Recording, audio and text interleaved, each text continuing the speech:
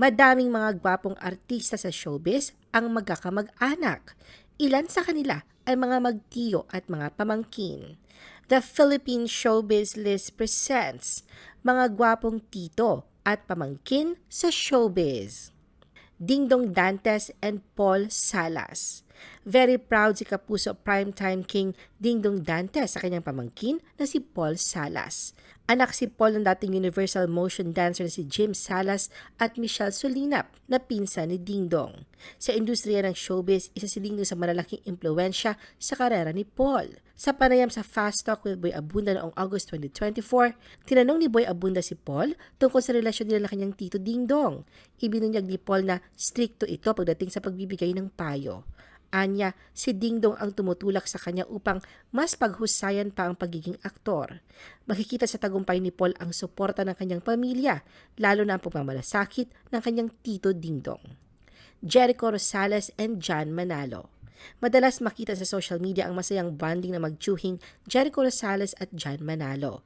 Si Jericho ang isa sa mga naging inspirasyon ni John upang pasukin ang showbiz. Nagkasama na ang dalawa sa pelikulang Alagwa noong 2012 kung saan gumanap sila bilang mag-ama sa isang drama horror na pumukaw sa damdamin ng mga manonood. Sa kasalukuyan, mas abala na si John sa trabaho sa likod ng kamera, katuwang ang sarili niyang video production team. Gayunpaman, nananatiling malapit ang relasyon nila ni Jericho na patuloy na nagbibigay suporta bilang mentor at tsuhin. Sa katunayan, naging trending noong January 2024 ang mga larawan at video nilang magtito habang nagja-jogging kasama si Catherine Bernardo. Alfie Yan and Rico Yan. Opisyal na inanunsyo ng pamunuan ng Viva Artist Agency noong December 6, 2024 na si Alfie Yan, ang 19 years old na pamangkin ng yumaong aktor na si Rico Yan, ang magiging bagong alaga ng kanilang talent agency. Si Alfie na ang tunay na pangalan ay Alfonso Tueres ay anak ni Geraldine, ang kapatid ni Rico. Agad yung nakuha ang atensyon ng mga fans dahil sa malaking pagkakahawig kay Rico kahit hindi pa siya nagsisimula sa industriya ng showbiz. Bagamat hindi naabutan ni Alfie ang kanyang tiyo na pumanaw noong 2002, patuloy na buhay ang alaala ni Rico sa mga fans at si Alfie ay isa sa mga dahilan kung bakit nagkakaroon muli ng interes ang publiko sa kanyang pamilya. Tulad na kanyang tiyo, nakitaan agad si Alfie ng potensyal na maging isang matinee idol. Taglay niya ang mga katangian ng isang future heartthrob, kaya't marami na ang nag-aasahang sundan niya ang mga yapak ni Rico sa showbiz. Malaki ang naging papel ni Claudine Barreto, ang ex-girlfriend ni Rico, sa pagpirma ni Alfie sa Viva. Siya nagdala kay Alfie sa agency, isang hakbang na nagbigay daan sa simula ng kanyang showbiz career. Hanggang ngayon, maganda pa rin ang relasyon ni Claudine sa pamilya ng naulilang aktor na may espesyal na puwang pa rin sa kanyang puso. Piolo Pascual and Benjamin Alves. Ang kapuso leading man na si Benjamin Alves ay pamangkin na kapamilya aktor na si Piolo Pascual. Sa panayam sa Fast Talk with Boy Abunda, ibinahagi ni Benjamin na mas pinili niyang hindi gamitin ang pagiging magtsuhin nila ni Piolo upang pasukin ang showbiz. Sa halip, nais siyang makilala sa sariling pagsisikap. Nagsisilbing inspirasyon si Piolo sa kanya at nangangarap si Benjamin na magkaroon din ng maraming awards tulad ng kanyang tito. Malaki ang respeto niya kay Piolo at sa mga pinagdaanan nito bago narating ang kasikatan. Ayon kay Benjamin, madalas silang mag-usap ni Piolo tungkol sa career decisions at nagbibigay ito ng mahahalagang payo. Paglalahad pa ni Benjamin, ibinibigay niya ang lahat na kanya makakaya sa bawat papel na ginagampanan niya na patunay na kanyang dedikasyon bilang aktor. Tirso Cruz III, Rogen and Raver Cruz. Pamangkin ng batikang aktor na si Tirso Cruz III ang magkapatid na sina Rogen at Raver. Bukod sa talento sa pag-arte, nagmana rin ang magkapatid ng galing sa sayaw mula sa kanilang tito. Isang patunay nito ang kanilang masayang bonding session noong May 2023 kung saan nagbahagi sila ng TikTok dance cover sa Instagram. Sa video na ipinost ni Rogen, makikitang nagpakitang gilas ang trio sa kanilang smooth dance moves. Daniel Padilla and Antonio Aquitania.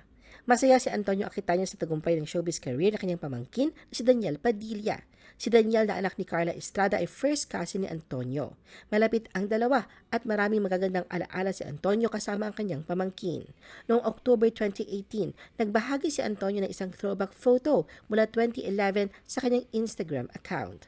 Makikita sa larawan na nagkakasiyahan sila ni Daniel at si Wendell Ramos sa Clark, Pampanga. Panahon yun nung kailan baguhan pa lang si Daniel sa showbiz at bahagi ng growing up, kung saan una siyang ipinara si Catherine Bernardo. Mula noon, humakot ang malaking tagumpay si Daniel sa industriya.